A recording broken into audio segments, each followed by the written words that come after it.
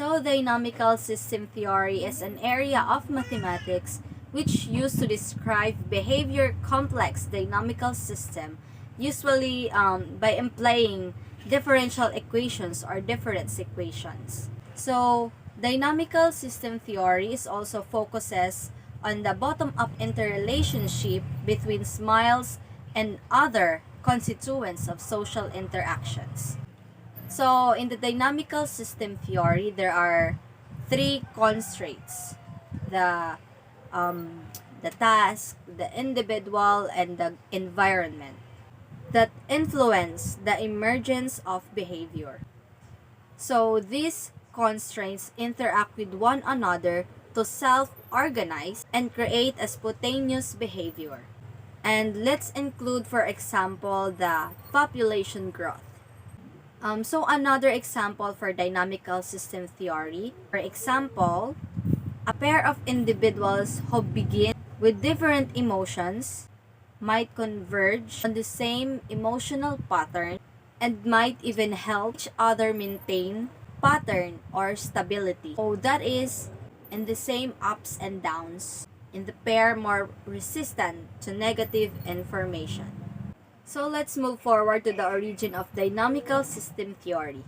So this theory originated in mathematics and physics. It is credited to Henry Poincaré on 1854 to 1912, who developed the foundation of modern chaos theory. So let's connect this theory to the dance, sports, and exercise. So in dancing, it doesn't have fixed or established movement patterns, but rather in a continuous search for new forms and dynamics. Therefore, its dancers make use of varied modern and classical dance techniques to train. So, usually, this kind of dynamical system theory in dancing, usually the choreographer is adapting this kind of theory. It's because the choreographer is using some patterns or some techniques so that his or her choreography is going to be nice and attractive at the same time.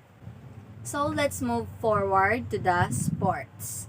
So I'll give you direct to the point. And this is, so I'm going to give you an example. So example is one of a referee in a karate tournament where every points of violation should need a hand gesture and a whistle.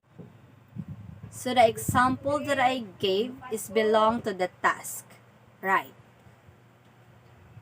So as a referee, yeah, the referee should know the violations and need the hand gesture or the whistle.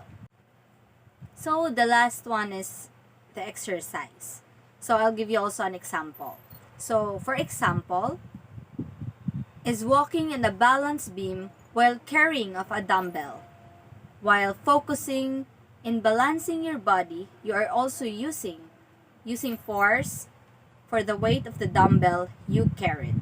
So yes, it is also connected to dynamical system theory. It's because you are also using some patterns, just to have balance.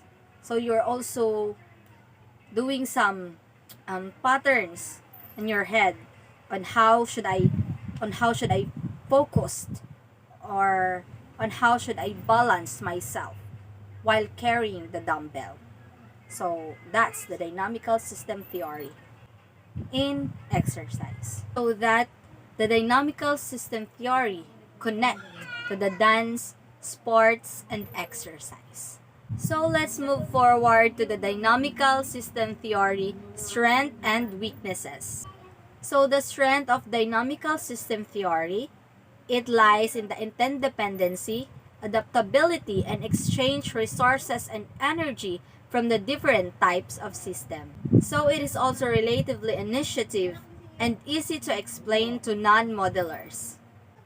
So the weaknesses of this theory: complex system can be a very challenging task to accomplish. It is also defining each component of subsystem can be a very consuming or time-consuming job.